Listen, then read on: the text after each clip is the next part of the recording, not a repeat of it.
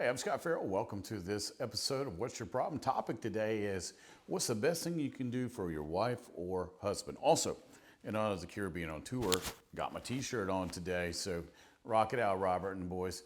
If you're not a Cure fan, you missed out on some of the best music ever. I'm just saying that, but that's my opinion. All right, back to the topic. What is the best thing you can do for your wife or husband? For some of you guys, leave and never come back. Somebody told me that one time. I said, "What's the best thing your husband could do for you? Leave and never come back." And then I asked the husband, "What's the best thing your wife could do for you today? Never talk to me again." Okay, great. I go, those are answers I asked. I didn't say what's the best thing a loving spouse could do, right? But what is the best thing you can do for your wife or husband? Well, it's going to be earth shattering here when I say this. Have you ever asked them,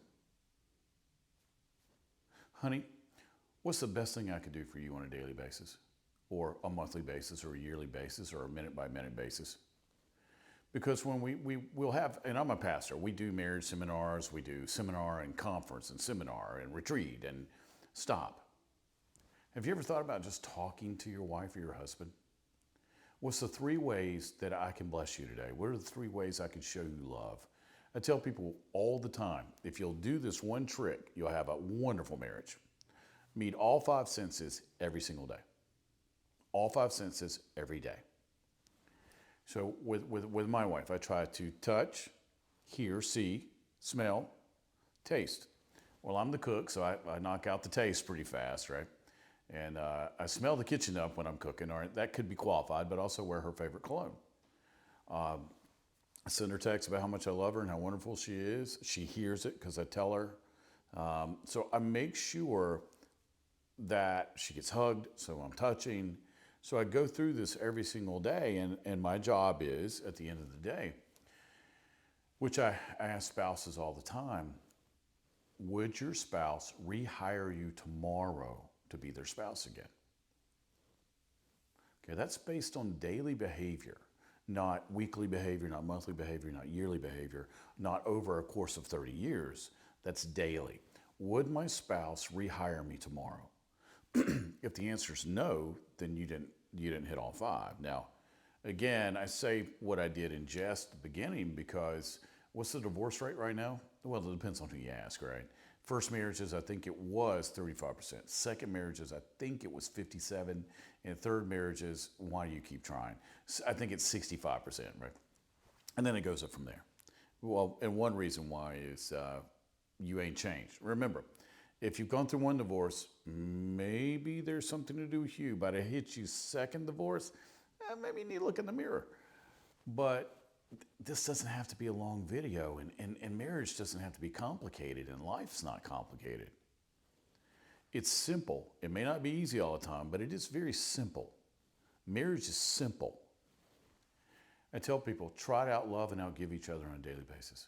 Your job is to outlove and outgive that person. And then in turn, that person's job. Now, it doesn't work if you're married to a narcissist or what, that's not what I'm talking about.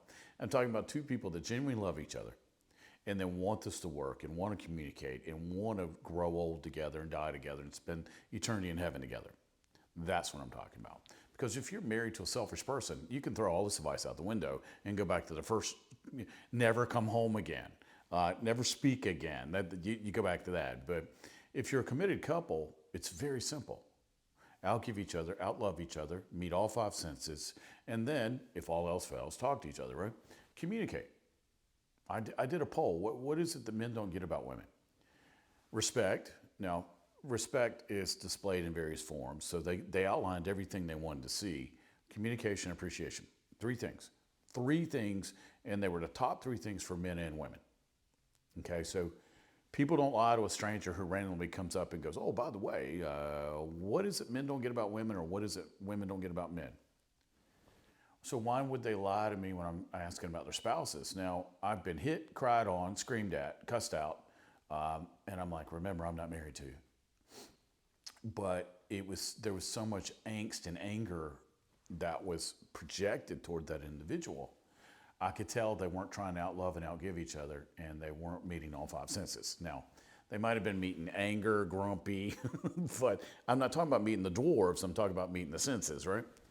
So, what can you do today for your spouse, your wife, or your husband? Ask them what they want, how they want to be loved, how they need to be touched, how they need to hear your love for them, how they need to receive your love from them. What's something kind you could do for them? Are you texting them on a daily basis, let them know how wonderful they are? These are just a few things. And I'm amazed that I have to teach people how to do this. But we do. Now, if you have any questions, you can always email me, scottferrell.com, SCOTFERRELL.com. Also, if you enjoy these videos, like and subscribe. And again, I joke about this, but it is true.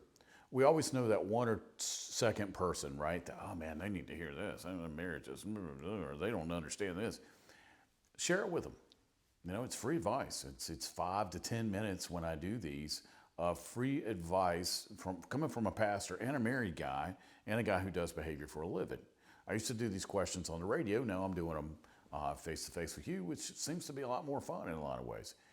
But you can always ask me a question, or if you want to know who I am, you just go to my website and read my bio. How's that? But take this to heart. Go home, talk to your spouse, maybe the first time you've spoken to your spouse, and ask them how they want to receive what you have to offer and what they need and how they want to be loved. It'll be life-changing, trust me.